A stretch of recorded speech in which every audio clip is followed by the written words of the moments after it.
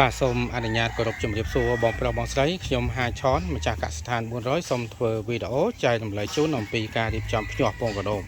បងប្រុសបងស្រីសម្រាប់ការភ្ញាស់ពងកដោបដែលនៅទីតាំងរបស់យើងផ្ទាល់យើងអាចភ្ញាស់បាននៅក្នុងកែស្នោបាទឬក៏នៅក្នុងធុងជ័រធំប៉ុន្តែ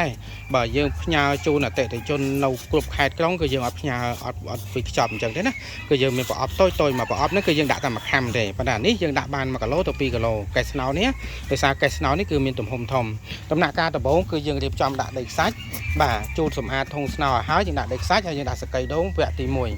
ចឹងបន្តមកទៀតគឺយើងចាប់ផ្ដើមបាទនេះថ្លឹងពងកដោបណាប្រុសស្រីនេះពងកដោបណាយើងថ្លឹងពងកដោបបាទពេលដែលយើងថ្លឹងហើយគឺយើងដាក់នៅលើនេះតែម្ដងបាទនេះខ្ញុំបញ្ជាក់ជូនបងប្រុសមកស្រីបន្ថែម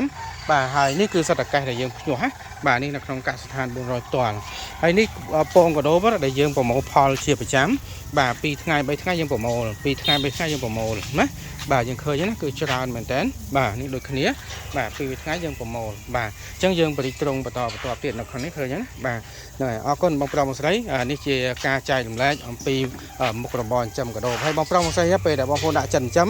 បាទបងប្អូនកុំកំងមួយខាំពីរខាំប៉ុន្តែបងប្អូនខ្វះថវិកាហ្នឹងគឺជារឿងរបស់បងប្អូនព្រោះពេលដែលយើងធ្វើឬបងប្អូនឃើញខ្ញុំភ្ញាស់ម្ដងចង់10គីឡូអីហ្នឹងបាទឥឡូវភ្ញាស់ម្ដងទៀតចង់10គីឡូទៀតនេះបាទ10គីឡូជាង3កតូននេះ10គីឡូជាងនេះយើងដាក់ភ្ញាស់ណាបាទអញ្ចឹងបងប្រុសបងស្រីខ្ញុំបញ្ជាក់ជូនបន្ថែមបាទជូនបងប្រុសបងស្រីអំពីការភ្ញាស់ពងកដោបបាទដោយប្រើកែស្នោសម្រាប់ការភ្ញាស់ទុកនៅក្នុងកសិដ្ឋានរបស់យើងឬក៏ទុកនៅគ្រួសាររបស់យើងប៉ុន្តែបើយើងផ្ញើទូទាំង25ខែក្រុងយើងដាក់កន្លតុយ1គីឡូហ្នឹងតាមមួយខាំអានេះឃើញទេបងប្អូនណានេះយើងភ្ញាស់វគ្គមុនណាបាទនេះក៏យើងភ្ញាស់ទៀតដែរវគ្គមុនទៀតដែរអញ្ចឹងជួយចិត្តញាស់ហើយ